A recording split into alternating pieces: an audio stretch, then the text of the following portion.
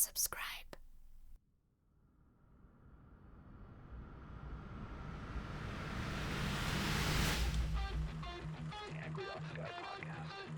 I'm the angry ops guy, hanging by a thread, living on Prozac, the meds from my head, jaded and burned out, ADHD and overdrive, manage your life, running on a wire, I love it, I hate it, I'm past repair, the angry ops guy, just another day. We're back on the Angry Ops Guy podcast, and Ops Mike here, and we're recording on a Friday afternoon, which is a little bit different, but what a great way to end an exhausting work week. And when I say what a great way to end it, I have another guest, and I've been waiting for this guest to accept my invitation, even though I only invited him a couple of weeks ago. But I finally have the governor of the state of Virginia. He owns the largest castle on the largest peak of the Virginia mountains. He is the top dog in WSI in the sense of the leaderboard, and he is also someone that I can truthfully call my friend. I have Don Juan Neal Lappe here today with me, and I cannot believe someone of your character and your success would come on and shoot the shit with me. Well, Mike, you're a friend, man. You're a friend, and I love you. And I just want to do whatever I can to support you and the rest of the world.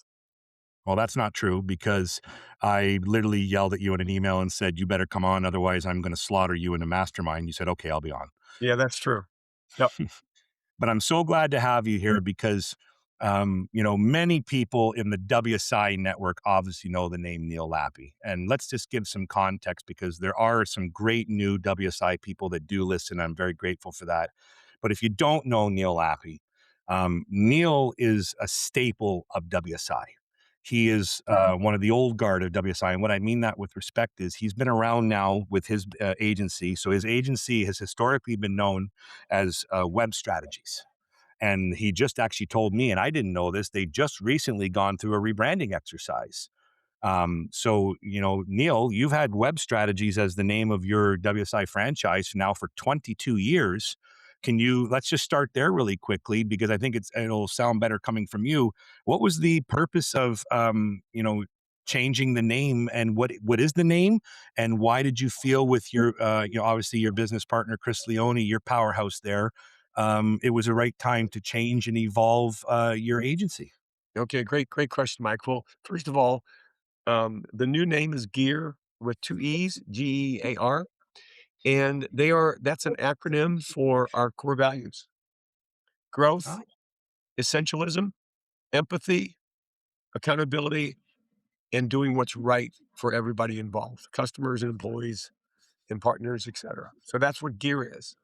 What led to the change is we felt that our brand was a bit dated, and we wanted to. We've evolved from a digital marketing company to more of a marketing tech company. Okay, so we wanted to make sure our brand was leading edge, communicated that we're here for the future, and we're more technologically sound than we ever were before, and we can bring technology solutions to our marketplace. And so that's what we wanted our brand to communicate. So much to unpack there and very interesting. And I would have never thought that the name, because even when you said it to me right before we started here, I was like, that's an interesting name because it doesn't sound just like a normal technology agency marketing name, but how you've tied it to those core values is very interesting. And I think neat in a way to have some uniqueness. So with that being said, and again, I'm speaking more about how I understand you because I've known you a long time. I've known you almost my entire career with WSI.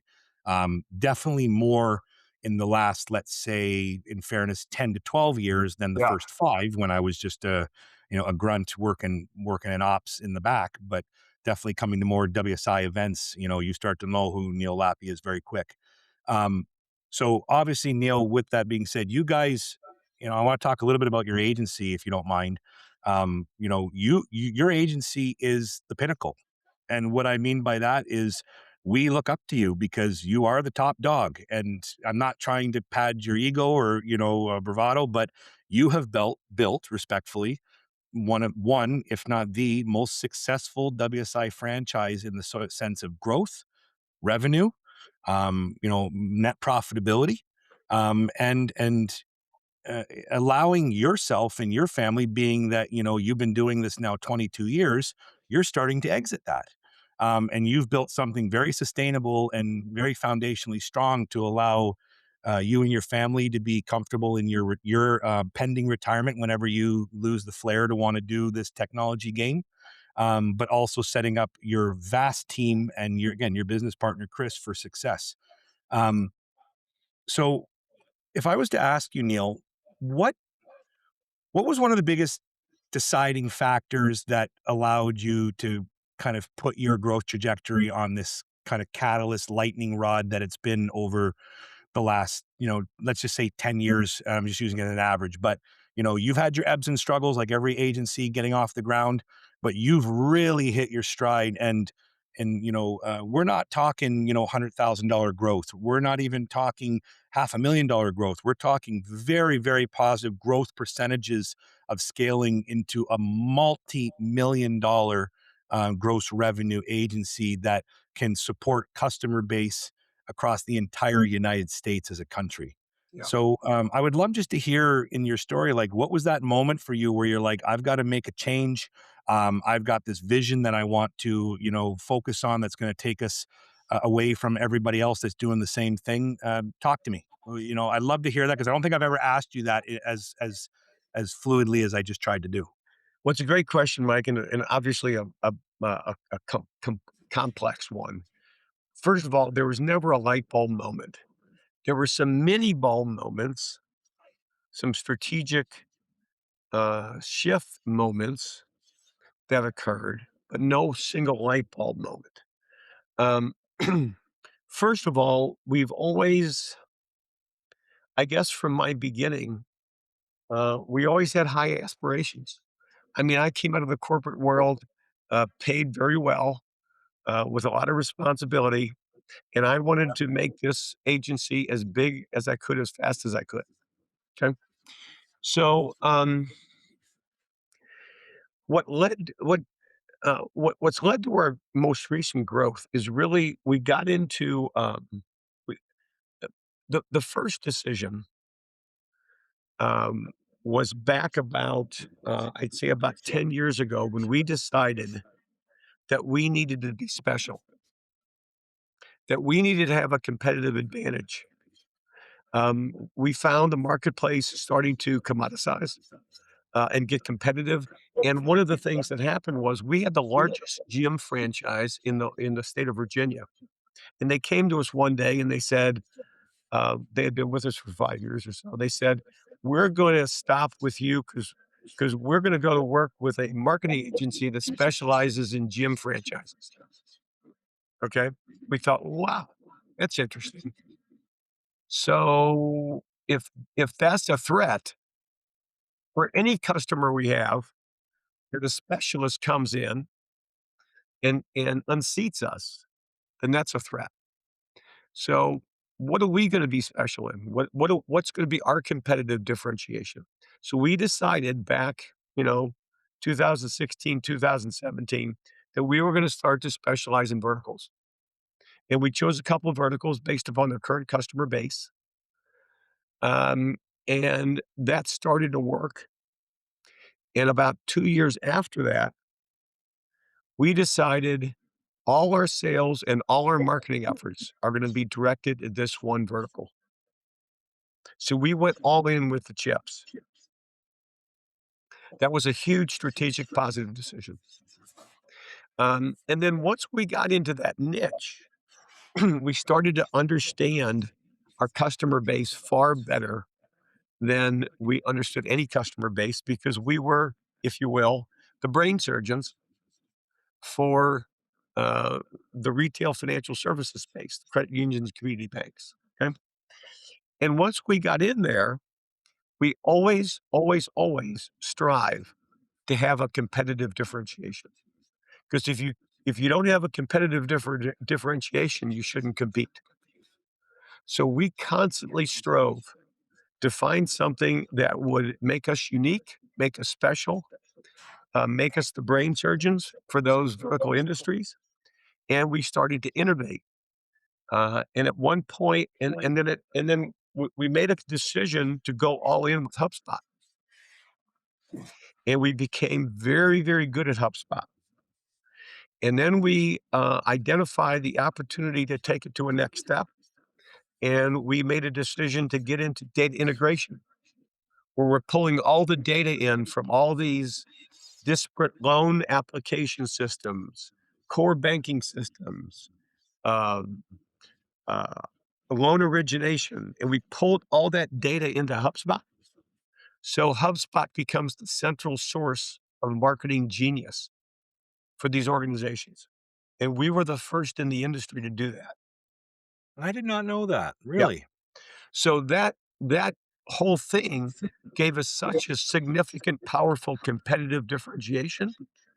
That fueled our ability to attract new customers and to bring more value to existing customers. So those are the things that really led to significant growth over the past, I'm going to say, 5 to 7 years. Now, and again, you've been so, to kind of bring it back to the WSI network as well, you've been so kind in the sense of education workshops and training, if you will, to share your story and share some of the process you did. Because again, small to medium sized businesses or franchise agencies, they are looking to figure out how to sustain. They're looking how to get predictable recurring income streams, and like I've said on many podcasts with the guests, especially here in season two, when we're shooting the shit, is um, the biggest element we see is we're in a commodity centric business. I'm Yeah. talking digital marketing or even tech. It's very commodity centric. So like you've said, and you've been saying this for again years, we're not even talking like post COVID and this is an evolution of what we got to do. You adopted, kind of verticalization specialty, a focus of what you're going to go get and what you can facilitate again, almost a decade ago. And you haven't slowed down. So the No. proof is in the pudding that it was the right way to go. A lot of hard work, a lot of blood, sweat, and tears, a lot of mistakes, clearly. And that's what anything with trying to grow is you gotta learn and through pain, but it has been sustainable for you. And you've been a big advocate for because again, for people that don't know Neal, which is nobody in the entire North America, literally Don Juan Lappe, it is that Neal does so much training and giving his time to help the little engines that are just trying to figure out how to do this because you want people to succeed and this is the way you succeeded and you could have just said no, this is my IP, screw yourself, and I know I'm going to sit here on my bricks of money and I don't care, but you actually want to give back by telling people like this is a story that you can replicate no matter whether you're a $50,000 a year agency or you're a $5 million a year agency, because what you're really talking about is you established your focus. Yeah, we That was did the it. big thing because otherwise you're taking punches from all different things, you're selling different things, but you're not good at anything. And that's something you've been mentoring me on through the last 5 years of being more intimate with you in the sense of mastermind groups is that you've got to be good at something, not everything, because that's how you stand out from everybody else that says, well, I do SEO, I do PPC, I do web development, and then you're just bartering price. But you've turned yourself in your company into truly a specialty focused brand that also demands higher value in the sense of retainers, opportunity, and the market you can go and inject yourself in, where others would die immediately in a prospecting meeting or even in a proposal meeting because that type of clientele will know right away how to sniff garbage and vanity metrics and frankly bullshit Yeah. that many salespeople will do. Yeah. Yeah. Well, first of all, Mike, I want to acknowledge the fact that you are a significant giver as well. I mean, the time, the time you invested to get this podcast started and the time you put into it all the time, that's all meant to share with others positive stories that hopefully educate and inspire. So, Mike, you get a lot of credit for your giving back as well. And I thank you for that. Okay. Even though you are constantly with me, respectfully disrespectful. Okay, put a pin in it for a minute because I want you to go back to talking about your real focus and so forth. But let's clarify what that is. That's a big laugh between me and Neal. So everybody knows Neal facilitates so much for WSI. It's not even funny. Like this man, has endless hours in his internal battery to be on screen. I swear to God. So he runs multiple mastermind groups where he moderates, facilitates as the leader to keep everybody aligned and moving. And mastermind groups are meant to have intimate, vulnerable conversations about how we help each other. And that's really become a great thing in the WSI network over the last couple of years is we got multiple mastermind groups and Neal's in like literally every one of them. But with that being said, Neal is Neal, 20 plus year vet, the top dog. And this fat asshole over here, just any chance I can, I just go at him because that's the way I kind of, in my weird way with people, I express I love him. Same with Jack. I make fun of Jack. He makes fun of me, but he knows I love him. I wouldn't say what Absolutely. I say to Jack to you in any capacity, but I will go at you with any moment because I want to make you laugh because you're under pressure all the time. You're reading, reacting 8 people on tiles. You're trying to give value. You are somebody everybody's looking for. And I'm just like, hey, let me just toss a hand grenade in the middle of your session. And you just put your head down sometimes. You're like, Mike. So Neal said to me one day, and I said, Neal, sir, that I love you immensely and I respect you. He said, Mike, I know you're respectfully disrespectful. And that's my moniker with Neal. So Yeah, you got it. I don't know if that's a good thing. It's I a don't good know if it's a thing. bad thing, but it's my thing. It's a good thing, Mike, because we love each other and we respect each other, and we can get into each other's stuff. And that's how we have fun because the job's hard enough as it Oh my is. God, yes, And and on top of that is what's like last week we're on a mastermind together and Neal always does at the end of it and he says, guys, rate the meeting. And he's like, and tell me, what we could do to improve the next one. And everybody's like, it was a great meeting. I think we should focus on this and that. He's like, Mike, what about you? And I'm like, well, Neal, if you would exit this mastermind group, then we would have better meetings. Like, who exactly. does that to someone of your success and respect? But that's me. That's right. We know each other. And that's safe ground. Always, always, always, always. So So getting back to you though, and just what I was talking to say about the specialty angle, I just would love from yours because I'm reflecting on what I know about you and what I have watched and what you've presented on stage at convention, in Top Gun initiatives and masterminds. But did I did I highlight really kind of the key elements as to how you differentiated yourself to be like that? I think that keyword is a specialist. yeah, I think you did. And and look, I think you might have mentioned it before. If we're marketing to everybody, we are marketing to nobody. And that doesn't just apply to us internally, but it applies to our customers as well. Because, the problem is if we're trying to capture everybody, then we're special to nobody. And our messaging and our brand and what we say is commoditized. Unless we're able to be like that brain surgeon and get in there and be the specialist and do our work. One of the other things, Mike, that happened that I failed to mention to you is back in the day when I was doing most of the selling, I'd be out there and I'd get a plumber one day and I'd get a professional services firm the next day. And then the third day, I'd get maybe a counseling service.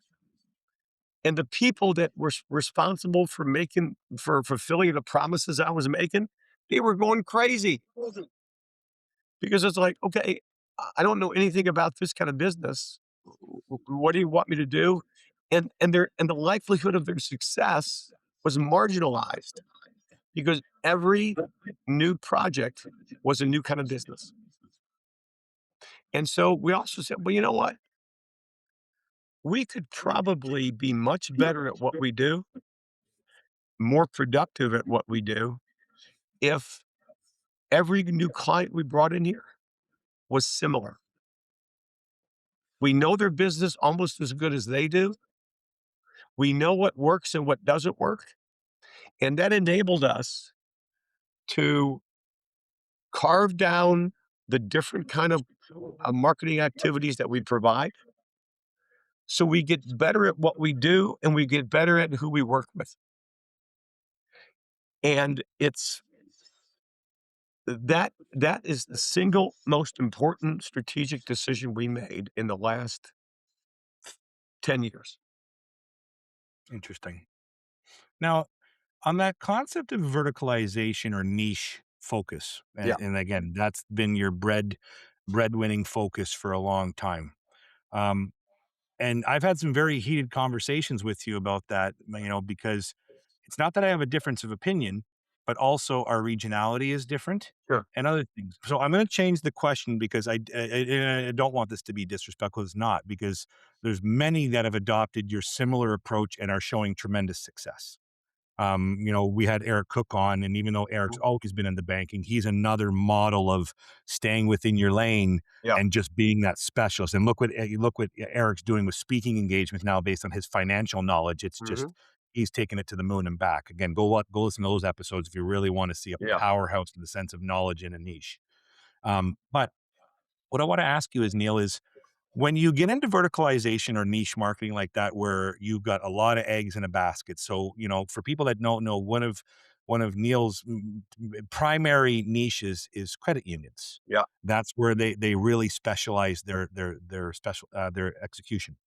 But like things like COVID, where industries shut down, industries don't need leads because there's a surplus of people not spending externally, and they're going to like for example, in businesses that focused on trade lead generation.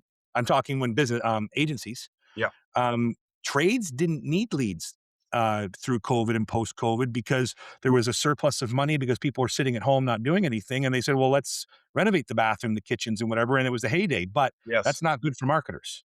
Right. Right. So how do you protect whether it's your agency or your advice to anybody else trying to focus on niche-based focus so that if a crisis like that, whether it's a pandemic in the sense of health, it's economic repercussions where something's happened, like we're going through a world now where tariffs are harming major industries and so forth. How do you protect and have some redundancy to ensure that if shit hits the fan, that you're not going like we just got crippled in the matter of a day, a month, an hour, while still not going back into we're going to take everything. I would Yeah. love to know that from you because I've never asked that question in that way, but I think that's an important thing, and I wonder if you've reflected on that now as far along as you've been in. Yeah. Absolutely. It's a great question, Mike. And two things come to mind here.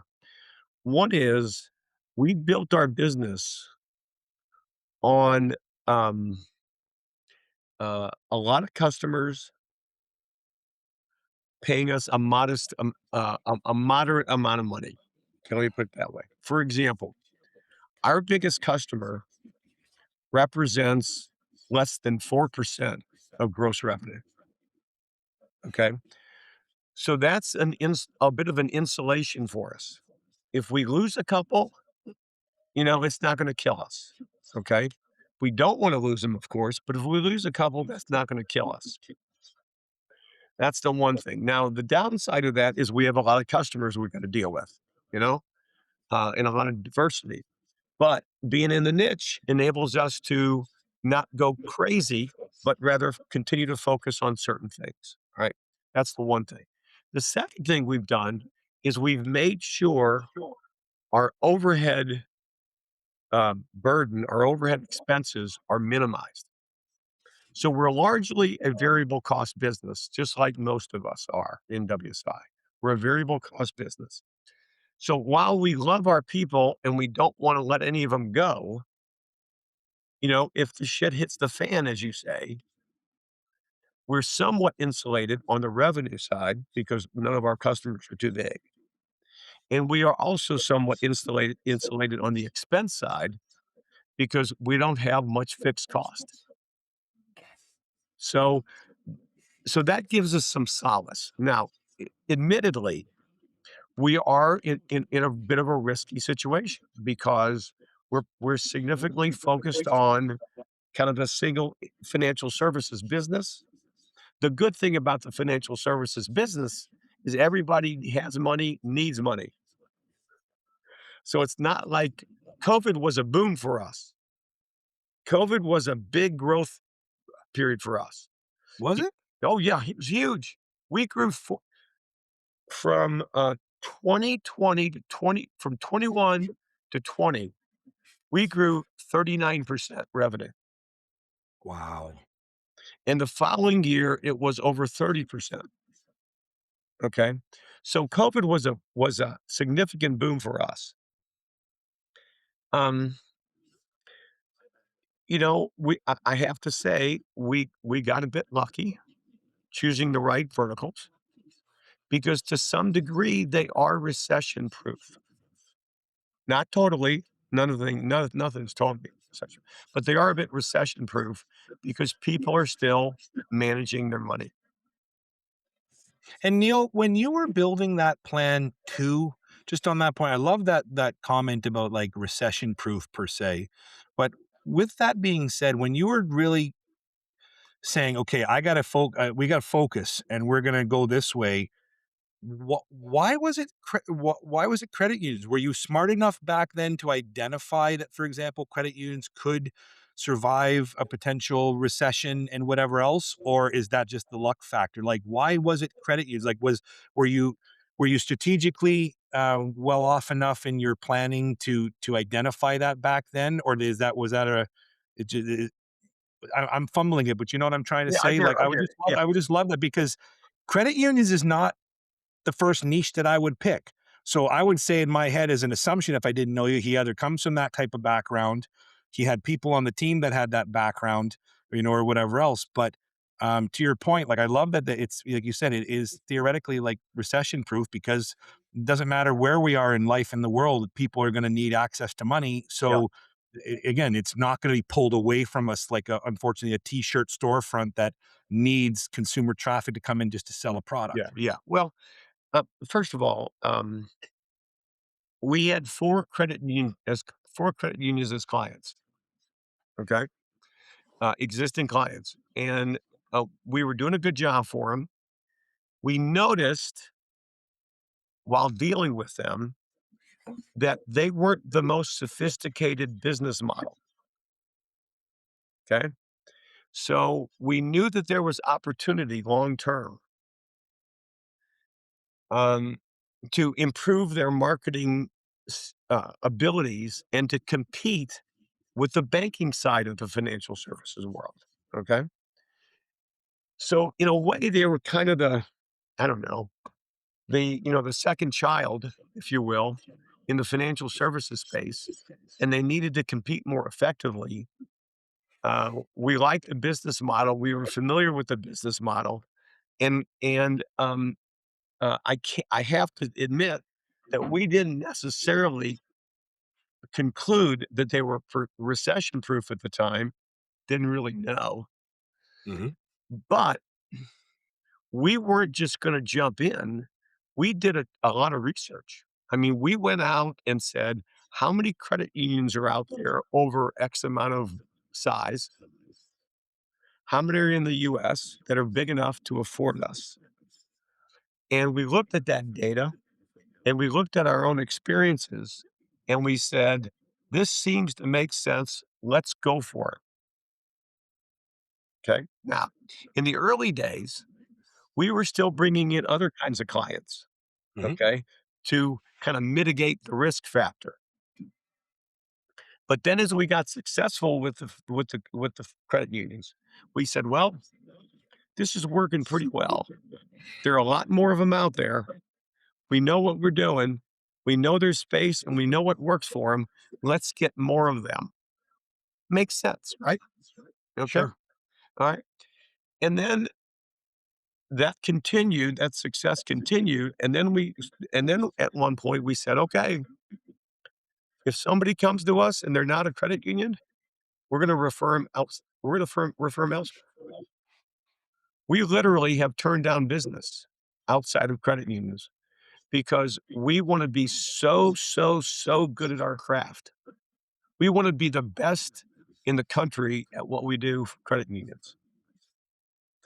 And you can't be the best if you're splintered, if you're doing a bunch of other things. You're diluted. You're diluted. Exactly. Yeah. Yeah. Okay. So that's the history behind that. So one more question about niche, and I want to shift gears to some other stuff that's relatable to us and have some fun with you and everything too, like we always do on the Angry Ops Guy. So again, one thing that really you taught people in past years of your approach was you guys in really your peak were very, very aggressive in outbound reach. Yes. So outbound cold outreach. So one of the kind of adopters of building lists way before the days of how now Zoom info is literally in everybody's toolkit, but building lists, acquiring, buying lists, and so forth, and then attacking at volume. I remember that vividly. Now, with that being said, and this is another quick thing I've always battled with you, but I'd love to have your two senses. In the US, that works Mhm. because, what us in other countries, and I'm not going to speak for Europe or anything, I'm going to speak for Canada, is we have different legalities here. Yeah. Like we have a castle legislature, which doesn't allow us to attack outwards. And we could be fined if we buy lists and so forth. So you got to Yeah. be very careful. Whereas the US, respectfully, even though there's compliance and laws and sort of, it is a little bit perceived as the Wild West Yes. still in just what you can do in outreach. So what would you say to other ICs, no matter size and scale, that want to do that, but feel that they have limitations because, like you said, I can't go and get 10,000 companies in X industry that I've done my research thinking it's viable for me to be a specialist. I just can't do it like Neal did. So what would you share with them that when they still want to focus on a niche, they want to focus on a vertical approach, knowing that it is successful, but they do feel that there are, we'll use the AI term, guardrails or handcuffs that limit their ability to attack outwards. Yeah. Yeah. Well, and that's a great question. Uh, what I would say is this: I would say that if you're going to do outbound prospecting, regardless of industry or regardless of whether you specialize or not, if you're going to do outbound prospecting these days, you better be special. You better have some special tools in your toolbox because you'll just be like everybody else. I mean, we can talk about like ABM type of prospecting, account based management, where you're focusing on a finite number of prospects, maybe 50, maybe 100. Okay. And you're going after them with a vengeance, so to speak, frequency. Okay. Or, you can make your way around some things and do some more mass prospecting. But if you're going to be out there doing outbound prospecting, you better damn well have something that makes you special, that makes somebody stand up and say, I've never heard that one before. That's kind of interesting. I'm curious about that. I want to explore that. Okay. So I would say the first thing, it's like Jack Welch, the former chairman of GE, said back in the 80s and 90s, if you don't have a competitive advantage, don't compete. Get the hell out because you'll just be beating your head against the wall. So the first thing is decide who you're going to be, decide what's unique about you, and then capitalize on that with outbound, with LinkedIn content, with meta content, um, whatever avenues you have, promote that unique specialty you have because that's how you're going to cut through the noise. Well, should we just mic drop it there, Neil, and make this the shortest episode ever? Because there's the proof in the pudding right now. No, I'm kidding. Um, Brilliant, and that's why you've been able to with your team that continues to grow. And like again, people should understand Neil's team is a powerhouse. He has, correct me, Neil. It's roughly 50 employees all working remotely across the US to kind Correct. of cover your geo target, correct? Right now, Exactly. Yeah. roughly? Yes. Almost should we I think we maybe have 47 or 48. But still, that's a massive amount of employees, and rightfully so to justify the size of your agency and revenue and what you need in your client base. But maybe shifting the gears a little bit about your team, and we know you have an absolute powerhouse, Chris Leone. Never had a chance to formally meet the man. I've seen him on camera once, but he has been your mainstay integrator for a long Yeah. portion of your career with your agency, and that's allowed you to take your focus off of the day to day and do more things as you've gotten older. Yes. Um, but how do you, when I say you, I mean you and Chris, but how do you handle a team of that size? Because look, having 50 people coming into the office every day, that's one thing. There's the bullpen, there's the cubicles and whatever, and that's the old days of work. But you guys went even more remote before COVID forced many of like myself. I know Denise Bowen and Jason's agencies made the shift around COVID as well, where we had offices right up until there, and then it's like, well, we don't need them anymore, and then team members change, and we start to diversify outwards. But you had remote before even that. How the hell do you keep control of that? Because again, 50 employees, that's a lot of heads. I would just love to know, what you've learned and how you navigate because what you've also said to me recently in a moment of confidence where, a confidence that I needed from you and asking about a tricky situation I was going through is you kind of said to me, you said, Mike, you mentioned about what you're really good at, specialty and focus and everything, but you said, Mike, the really only advantage we have in this business is our people. That's right. And you have talked about that with anybody from two operators to again a scale of 50 like you have. So, talk to me about that because your people are really the shining stars that allow you to be on stage for the awarded, be on stage to be recognized as a power player. It doesn't get done just because you're Neal Lappe or Chris Leone. Right. You have got a tremendous team of fulfillment. Yeah. Yeah. Well, there are a few factors I would call upon in that regard. First of all, we've been remote forever. For 22 years, we've been remote. So it is Have part you yeah. So it's part of our really? culture. We've always been Okay. remote. Um, I remember back in, I don't know, probably 2007, 8, we made a conscious decision that we only have so much money. So let's spend money on people and not on real estate. Let's hire better people because we can pay them more versus paying a landlord rent. So we made that conscious decision. So that's always been our culture. Okay.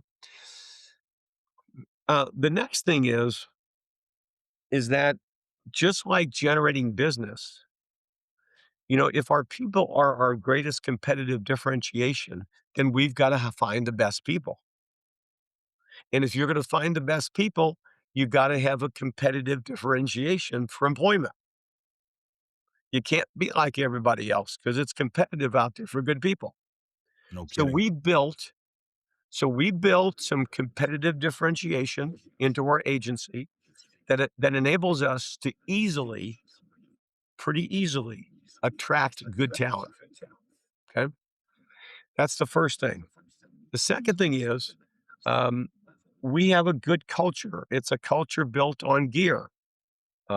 It's growth. It's being essential, um, being empathetic, um, being accountable for each other, and doing what's right for our people and our customers. Okay, and we preach that all the time. We view our people as good, productive. They want to do a good job. They want to grow, and that's how we treat them. And then on the financial side, we have built fairly sophisticated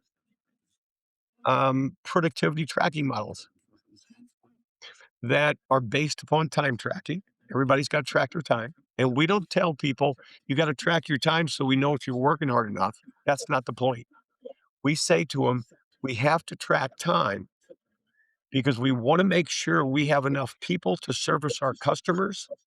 And so our people don't feel like they're being overworked. That's why we do time tracking. to make sure we have enough people so nobody feels they're overworked. And it's such a key thing because, as we both know, despite different agencies and different tenures and whatever, burnout is a real thing No, in oh my agency God, yeah. life. And, I built this whole theme of the Angry Ops Guy, a large portion is around burnout. Yeah. The songs I generate, the things I talk about, everybody perceives me to always be burnt out, which I am. But it's true. It's, agency life, no matter what size your agency, but agency life is based on volume and Yep. pace. Yeah. And I was actually talking to somebody yesterday, no joke, Neil, and we were talking and saying, like, a lot of companies now, sadly, when I say sadly for agencies, because we want to keep our good people, but companies are poaching agency people Yes. because it's not even the skill set. Yeah. It's because they know how to work the grind. Yes. They know how to work the pace. They know how to work at volume. They know how to work on 20 accounts. And I think agency people that live and die in the trenches kind of thing, and they they're wired differently than the person that's Yes. like, oh my God, you want me to do 5 things this week? What am I going to do with myself? Whereas agency people do 5 things between 9 and 9:05 a.m. Yeah. With So with 20 different kinds of customers. with 20 different kinds of customers. And again, you wonder why you're mentally tapped midday, or why can I get through 90 days without feeling exhausted? I have to go to the beach because, like you said, so kind of takeaways, because I always like to bring takeaways in here before we move to the next chapter of things I want to talk to you about. So takeaways are vertical based marketing and being focused and intentional is really going to allow yourself to set yourself apart from everybody else that has the same shtick. Yep. Number two, is invest in good people and build a culture and a compensation package and processes that allow them to drive but also want to stay. Yeah. And on top of that, if you do that, then you'll be like Neal Lappe, where on his mountaintop in Virginia, he barely has enough money, enough room to add more pads of money on top of it. So it's all good. And Neal's playing the whole humble, oh, Mike, you're an idiot, and so forth. But he's on camera. He's all his furniture and his couch and everything. The walls are all lined in gold. He's wearing gold, he's got gold everywhere. So this is all, Neal is all full of shit. Okay. He plays it off like he's just this novice little peon, but he is just full of the riches. But the key takeaway is be focused. I'm just joking with all that. Be focused. Be Well, intentional. I am full of riches, and the riches are people like you No, and stop. others, Here we go. He turns it around like and my I'm a rich. and my and my family and my faith. That those are my riches. Yeah, Neil, by the way, look behind you. That door is open. I can see bricks of gold hanging out of the cupboard. So give me a break. By the way, U.S. tax man, you might want to go look at this guy named Lappy in Virginia. All right, let's shift gears here because that's a great kind of first piece about your agency and what your history and the success and what people can take away. But I want to take another kind of stab at some things because you know um, the age difference between you and I is only 8 years. Crazy to think. Right, Exactly. right. 8 times what? I didn't say it. You're 49, right? A little bit older than that. Okay. Well, 53. That's fine. So, but as you've made that foundation strong with your agency, and you've shared very openly, Chris Leone is your business partner. Mhm. He is your succession plan. Yeah. And he's ultimately going to, with time and however you've done it, he will own your business Yes. in his journey to full agency ownership, which is just a wonderful story for people that are integrators like me, because that's where you want to be. Yeah. Is why start over if you can build a powerful relationship with your owner and partner, to be able to extend the legacy and continue to grow it. Yes. I've said very openly on the podcast, it would make me nothing happier or more joy in my life to know that my Peter, once he finally steps away from his focus on the business, that he will have the comfort knowing that his retirement is safe if I can provide that for him. That would be the greatest gift of giving back to me, is Yes. that he doesn't have to worry. because he gave me a chance 17 years ago when I was nothing, with a maxed out credit card, hoping that I would just get a job. Yeah. Truly.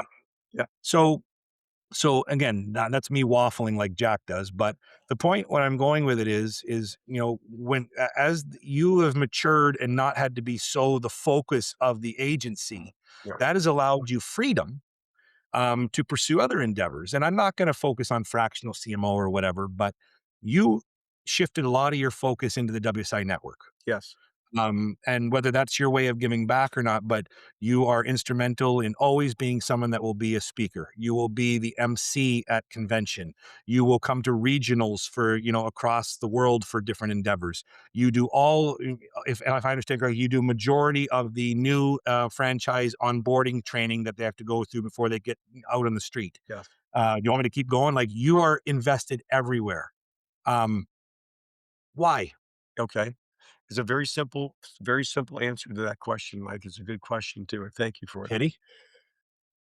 So back in earlier in my what back Sorry, you completely waved over it. That's why I laughed. As you said, that's a very simple question. I wrote. I said, pity. no, no, no, no, no, no, no. So back in my earlier days in my corporate world, I was blessed to have a mentor I worked for who Mm. believed in me and who gave me chances that I otherwise would have never gotten. And I really benefited a lot from that mentor I had. Okay. So as we found success and as I've gotten older, the whole thing about pay it forward. So I was blessed with a mentor and I wanted to make sure I passed that on to somebody else. Because really what I want and really the reason I do all this stuff for WSI is I want to help other people achieve their dreams for them and their families. That's why I do it. Because many of my dreams have been achieved. So I want others to achieve their dreams. And that's why I do it. Well, like you said earlier, Neil, and you were very gracious to compliment me, which I hate compliments. I really do. It makes me uncomfortable. But you said you were very kind to say about this podcast initiative and the time and effort to go into it. And to your point, I don't think I will ever be you in the sense of a WSI role for people. I don't think I have the personality or personable skills to do that like you, because that's a very selfless job. You have to want to do that no matter who's in the room. Yeah. I've always said, I say to my mother all the time to make her laugh. I say, if you're paying me, I'll do anything. You want me to do something for free? I don't think so. I am motivated by money. My time is valuable. Yeah. But that being said, you hit it on the nail. This podcast is not an initiative to rub my ego or let's listen to, oh, cool, I sound cool on audio. It's my way. And when I started this, we had a conversation with Christina Pilarski at what was it? Was it Mexico? Or yeah, Yeah. it was Cancun. And she said that she would jump on for season one to put a cattle prod in me to do it. I said it has to have purpose. I don't want to just do something to do it. And the purpose that I identified is kind of similar to what you said, is I didn't have one specific mentor, but I believe in, and because I do bleed navy blue WSI, and I've been like that my entire career. And how strongly I feel about the network. I I did not get to the level of stature, title, reputation, and everything on my own. There has been very smart people in WSI that have been kind enough to adopt me.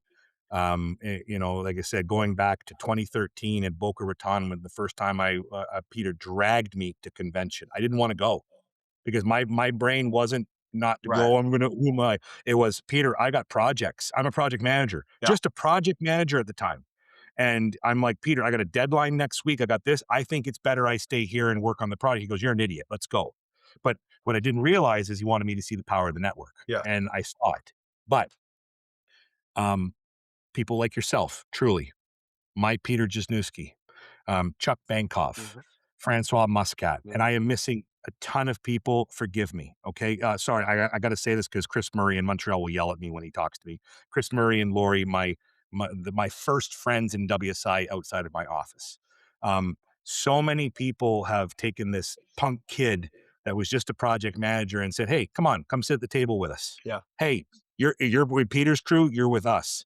And that there is how I was able to build confidence that I'm more than just some measly project manager that has no worth anywhere other than facilitating Yeah. projects. Yeah, and my And yeah, yeah, sir. and Mike, you've delivered. I mean, I can't I've heard countless stories of people, of other ICs coming to you and Commandex to do technical work because you guys have a reputation for doing it well and doing it, with decent speed, okay?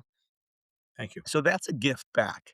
This podcast, you've invested time to do a lot of things, and you as well are a frequent speaker presenter, because of the knowledge and experience and reputation you bring to the party. So we're kind of in that same crowd.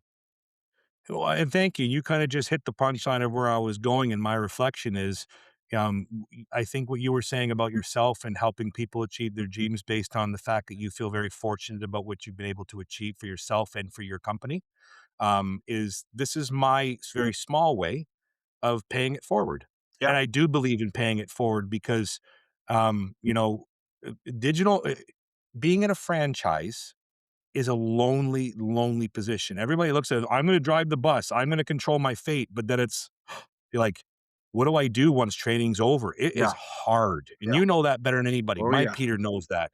Um, so, who's gonna help the new ICs? Head office can only provide so much education and certification, and, so the way I learned to expedite my progression was by sitting down with people like sure. you, sitting down with Chuck, getting assets. Remember, I tell you this day makes you laugh. You did some training course that you offered to the group, let's say 8 years ago, 9 years ago.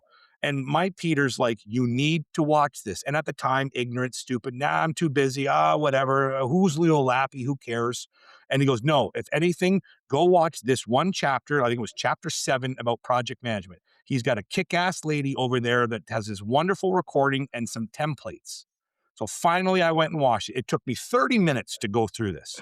And it was like, again, this is Peter's Polish wisdom. It's like, I told you so, you dummy. But it's like, and I was like, and I was like, look at this. Because, again, that took me on how to build better onboarding briefs, better understanding of the information we needed, how to navigate, how to structure it in teamwork or base camp and whatever. And you gave that. So if we don't do that, then what's going to happen to the next generation of people that don't have a Neal Lappe? Just because, again, here's the sad reality. And I'm not trying to be morbid. My Peter, Chuck, you, Francois, Chris and Lori, and others, that I'm talking to people that have built successful agencies for 20 plus years. You guys are all retiring. But you're tired. You've been doing this a long time, and it's time for you guys to enjoy that next chapter of life, like everybody deserves to after your work era. Yeah, So I've been blessed to have you guys help me through my first 17 years, but other people now that are just going to get a chance to shake Neal Lappe's hand or see who Peter Jasnewski is at a convention once a year are not going to get the quality time that I did. So I am the next generation, yeah, you and are. I would like to help those people exactly like you said, because you don't get to where you are without a lot of other people saying shoulder to shoulder, I'm with you. Exactly. And I think that's super important to anybody that's listening is, I talk so much about the WSI network, and some people say the network, or convention. I'm saying it not because I just drink the Kool-Aid, but that is the true differentiator of the WSI family It is. is the network. We can lean on each other. Like I just leaned on you last week for a matter in the agency that not that I couldn't go to my Peter or anything Sure. else. I did, but I wanted somebody objectively to help me based on your success, your growth, and your pain through that journey. Mhm. And I texted you and it was like, Mike, I'll be available in 40 minutes. Like, where else are you going to get that? Not only that, Mike, but I was in Vegas at the time, I'm on vacation. Were you? Yes. I'm so sorry. Oh, no, no, listen. Listen, It would have been even better if you would have picked up on your phone and you're like, Mike, I'm at the roulette table. Hold on. It would have been amazing. it would have been good, wouldn't it? Yeah, no, wasn't quite there, but as you said, we have to be side by side with each other, helping each other excel and succeed together. So, Neil, as we start to wind down, because it's a Friday evening and you have grandkids and family and way more important things to do than Ops Mike over here, that's probably going to keep working, sadly. Um, so I want to ask you one more question before I'd like to try to end in a funny story to make you laugh and others, and you don't even know what's coming. That's the best part because I'm just going to say this in randomness. I texted Neil an audio clip earlier. I'm like, I'm coming for you, Neil. Are you ready? And he's like, I was born ready, so you better be born ready. But um, again, based on where you're at in your career, even though you're not in the day to day, working in operations and everything, and Chris has got that on lock and he's doing a kick ass job. Shout out to Chris Yep. Leone, even though he doesn't know me other than a hole in the wall. Um, but with the changing ecosystem, with now so much AI and everything else, how long are you going to keep doing this? And I don't mean that to be, again, I mean that sincerely. Like, you are someone that I think is enamored with people and just want to be with your people and Yeah. be with the WSI network. But the reality is, um, you know, we're not going to have you forever, sadly, in the sense of just day to day work. So, do you have a clock of saying, like, if you put something on the calendar saying, I got 2 more years, I'm going to do what I'm doing and enjoying it. And then me and Peggy are really going to ride off into the sunset and enjoy what we want to enjoy? Or how are you looking at that now versus the Neal Lappe from 10 years ago? Yeah. Okay. So, first of all, I love what I do. And I love the people I work with, including you, Mike, and others throughout the network, as well as our team of employees. So, I this is a hobby for me. I can fortunately, Must be nice. Say they're Donald and Lappy. It's a hobby. While I'm over here just trying to survive the day. well, This is what I'm talking about. People look at the modesty. It's like, oh, it's a blessing. Oh, it's a hobby for me and whatever else. This man has no stress at all. That's what happens when like Neil. Are you even sitting on a computer chair right now? Or are you sitting on a brick of money? I'm sitting on an office chair, Mike. How much is that office chair? I think I got it for $120. Um, but but so again, I love what I do. I love the people I work with. I'm an extreme extrovert, so I get my energy from other people, you know? And So convention is your Kool Aid, eh? yeah, right, it is. And I don't know what I'd do if I wasn't doing this. Okay. And I'm a person that has to be productive every minute of the day other than sleeping. Okay. That's just how I'm wired. That's how you're wired. Okay. Yep. Having said that, I'm going to reassess in 3 years Okay. and then we'll see what happens then. Well, you don't worry that no matter if you choose to retire and stuff, you're going to have like that unlimited pass to coming to convention because you're Don Juan Lappy. I will be at the airport to whenever you get white hair, because you don't have any, which is I'm amazing. fortunate. And I will push your wheelchair to convention for you, sir. So don't Thank you, worry, Mike. I'll be there. Um, to I'd be a little scared to have you behind me pushing me, but we'll see. Now, Peter said the same thing. So, I wouldn't trust myself, Christ. It'd whisper in your ear, "Hey, Neil." Here we go. Yeah, "Hey, Neil, verticalize this, pal." Yeah, really. But so 3 years is a window and between health, energy, and whether you still have the passion for it, but that's how you see it. Because like I said, the day that you step away just from day to day and being that presence, um, I mean, I hope you accept this as a compliment, there will be a void. Thank you, Mike. I appreciate you saying that, and I'll take it. That's probably the only compliment you're gonna get out of me there, Lappy. Okay, so as we wind down here now it's time for a fun story Okay, here we because, go. this here we go, okay? And Neil doesn't have to say anything, it's my story. So, as much as I've known Neil for I think it's 2026, so let's say I've known Neil, well, for about 10 years. Before that, I had known the name, maybe met him once. But where me and Neil really hit things off was the convention, I want to say somewhere between 2014 and 2016, which was in Montreal. And in the Montreal one, so Neil came up to that one on his own. His lovely bride, Peggy, was not there. And so Neil was a solo duck. And so I'm up there, Peter's up there, Chris and Lori, obviously native to Montreal and so forth. My wife at the time, I think she was my girlfriend, Missy was there with us, and somebody else. Anyways, so the Montreal one was not an all inclusive because we weren't doing all inclusive at the time. So we had a nice hotel, convention center, and everything there. But you could go to dinners wherever you wanted in Montreal and so forth, and they had activities in the evening. Well, Neil's by himself, so Neil kind of sheepishly, and keep this in mind as I tell the story, kind of sheepishly with these innocent blue eyes. He's not a massively tall man or broad man, but he's got his hands locked together in front of him like this little sheepish. And he's like, "May I join you guys? I have no one for dinner." So obviously, my Peter and absolutely, Neil, come on in. So great. So we go to dinner and everything, and Neil's and tagging along. And I don't know if you remember this, Neil. I'll send it to you after the recording. But I have a wonderful photo of all of us in Montreal together. We took a shot and we were walking back from the restaurant, and I have it still, and it's a great photo. And I was about 60 pounds thinner in that photo, so that's another reminder. This is what ops will do to you, Yeah, and really. potato chips. So we go to dinner, we have a great dinner, whatever. But Neil is very like modest, and so forth. And we all know he's successful, but I didn't know the extent of it.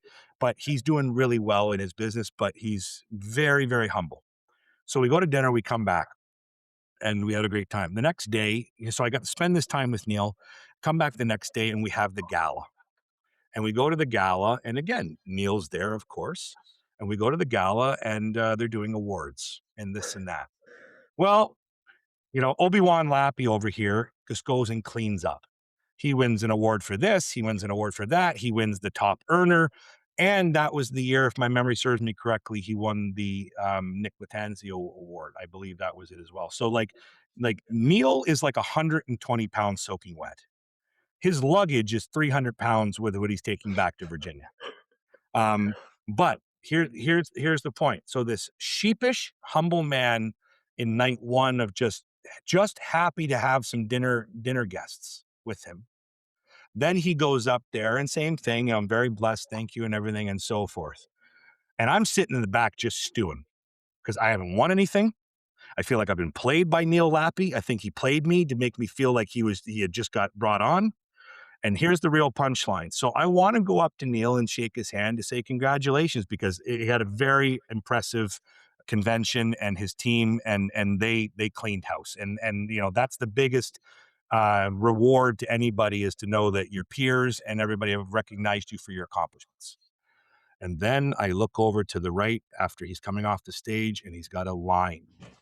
And the line is starting with the likes of maybe even Dan Monahan. No, I'm kidding. Relax, Dan. Don't send me a lawsuit.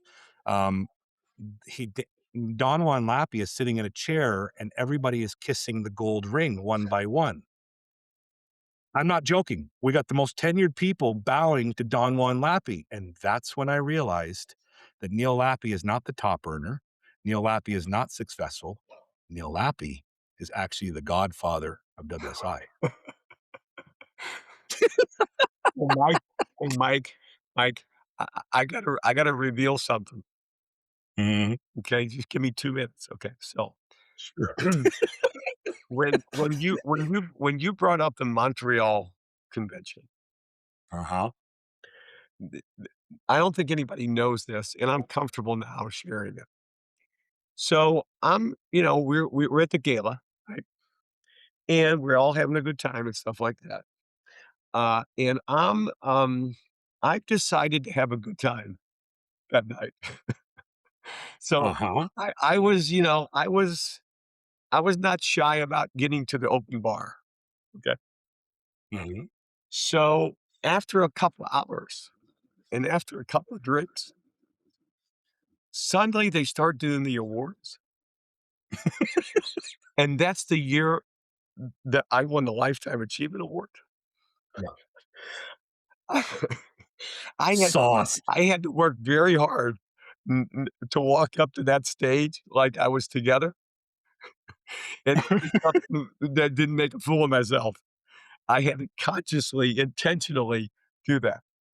Because that's not just an award saying best website or best marketing. That's like the coveted award of WSI that pays tremendous respect to one of us at head office that unfortunately lost their life to a Yeah, really poor terminal illness. And his brother Dan Latanzio is an avid part of head office still to this day. But you ever want to have a humbling moment, come to a convention when the speaker talks about why that award was created initially. And there's only been a handful of really great people that have been accepted to be recipients of that. But it is, in my opinion, it's like the most prestigious award of the night. It beats top sure. agency, it beats top growth because of what the meaning is. So to your point, that's not the one you want to go up and be like, "Thanks everybody, have a good night." You know, that's Exactly. or the three steps you got to go up to the stage and you catch your foot and you go ass over tea Exactly. kettle. So, Exactly, so Mike. So because I remember walking off that stage going, "Phew, I made it." yeah, and then everybody's like, Godfather Lappy, please come sit here, sir." He's got like a fan wafting him aside. He's got some lady feeding him grapes, and everybody's just kissing the Don's ring. So be careful of this Lappy guy. He's going to come in his navy blazer and his khaki slacks and his loafers, and he's going to look sheepish, like he doesn't know anything and he's just observant. But this man could end your life. That is how powerful Neal Lappe is. Don't mess with him. Governor of Virginia, top dog, godfather of WSI, and I have had the absolute privilege to have him on the podcast because he is one of my friends. He is one of the people that accepted me to be part of the WSI group, and I hope and know that that friendship will continue for years to come, no matter where you are, how old you are, and what you're still doing in WSI. And again, that's the power of the network. Is who would have thought some punk kid at the time when I met you, I would have been 30 years old, can say as going into my 41st year this year, the type of friendships I have with people of all different shapes, sizes, colors, and also successes in this industry. That's the real power of the network. And that's why you got to get to convention. That's why you got to get to regionals. That's why you got to get on anything that's being, they say, register for, because it's the people. Remember what we said earlier with Neal talking about the reflections of his agency? The people are the difference. Mhm. Want the real difference in WSI, if you're sitting there saying, "Why the hell did I buy an agency?" The people.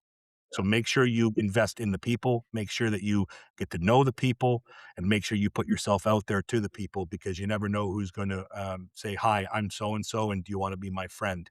And that's what we're here for. So, Neal, Mike, as we wrap up here, I really quickly. yeah, Mike, Sorry, yeah, go ahead. let me Sorry, interrupt you for a second. yeah, please. I'm Sorry. gonna give you the last word because 'cause you're host. Yeah, I'm gonna give you the last word. But I wanna well, I take a hope so. moment to sincerely thank you for your friendship and thank you for the time you've given me today. I hope I've shared some things that will help others excel and achieve their dreams for their families, and I appreciate you giving me the time to do that, and I appreciate your time as well. Well, I'm just so pleased that someone like you would want to come on and talk with an idiot like me. That's basically, you knew you were going to get the slaughtering line, but I kept it respectfully disrespectful. That's So right. you Always. did all right. So, Neal, before I wrap up here, for anybody that's listening that doesn't know you as intimately as I do, and so forth, is there any channels online and so forth that people can connect with you, like LinkedIn or whatever else that you wish to just share with them, so that they can have conversations or they can connect with you, to talk shop or to get guidance or wisdom. Yeah. So 2 things. First of all, if you're in the WSI network, LinkedIn is the best place to connect. Well, I'm sorry. No, no, no. Let me say it a different way. If you're in the WSI network, if you've got an email from me, my calendar link is in my signature file in the email. Just book a time. I'm happy to talk with you. If you're outside the network, LinkedIn is the place to go. There you go. And also, so Neal Lappe, Lappe, Find him on LinkedIn. There's only one Neal Lappe, and you'll know it as soon as you see him. Um, Also, Neal, would you like to share? So you were talking about Gear. Have you? I should have asked this earlier, but have you guys in your rebranding? Do you have the domain for Gear yet, or are you still working off of Web Strategies?